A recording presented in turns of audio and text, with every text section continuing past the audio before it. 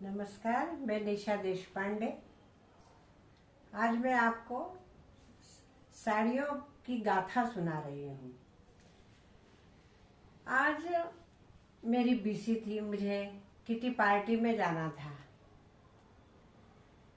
मैंने व्हाट्सएप खोला, देखा मनपसंद कंफर्ट ड्रेस।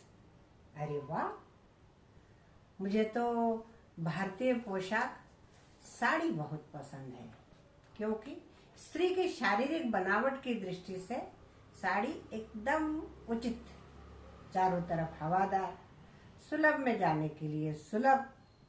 साड़ी चुनने के लिए मैंने अपनी अलमारी खोली। अरे बाप रे, अलमारी खोलते ही उसमें चीख पुकार मच गई। हैंगर पर लटकी सिंथेटिक साड़ियां तो मुझे आंख मार रही थी और आपस में बोल रही थी, बाहर पानी गिर रहा है, अब तो हमें ही पहनना पड़ेगा। हरी साड़ियां तो बड़ी तहजीब से बैठी हुई थी और धीरे धीरे बोल रही थी, थोड़ा भी दिमाग होगा तो मुझे पहनेगी। केसरिया साड़ियां तो बड़ी गुस्से में बैठी हुई थी और बोल रही थी, इन्हें कहाँ अपने देश की फिक्र है जो हमें पहने। लाल पीली साड़ियां तो अपने ही घमंड में बैठी थी। मुझे देखकर जीभ दबाई और बोली, बूढ़ी घोड़ी लाल लगाम। मुझे भी बहुत गुस्सा आया और सोचा, आज शनिवार है, काली साड़ी पहनती हूँ।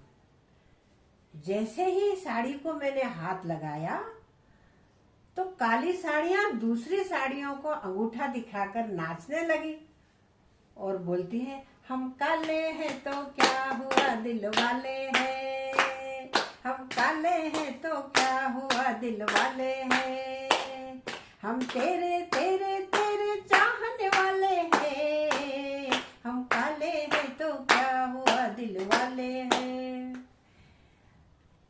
उसी समय मैंने देखा अलमारी के नीचे के शेल्फ से बहुत ही करुण और दर्द भरी आवाज आ रही थी। मैंने देखा तो एक पोटली थी। पोटली में बहुत पुरानी सिल्क की साड़ियां पड़ी हुई थी और बोल रही थी, अब तो हम बूढ़े हो गए हैं, अब बूढ़े को कौन पूछता है, अब हम किसी को अच्छे नहीं लगते, क्योंकि हमारी सेवा जो करनी पड़ती है, ड्राई क्लीन करो, रोल प्रेस करो। आजकल तो सेवा करना कोई चाहता ही नहीं।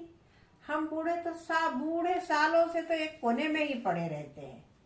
पर याद रखना, हम किसी भी शुभ कार्य में तुम्हें हमारी जरूरत पड़ती रहती है, तब हम तुम्हें अपनी आदत के अनुसार माफ कर देंगे, खुश हो जाएंगे। मैंने घबराकर अलमारी बंद कर दी और जो ड्रेस पहने हुई थी उसी में चली गई। मेरे चैनल को लाइक कीजिए, सब्सक्राइब कीजिए और दूसरों को भी दिखाइए। धन्यवाद।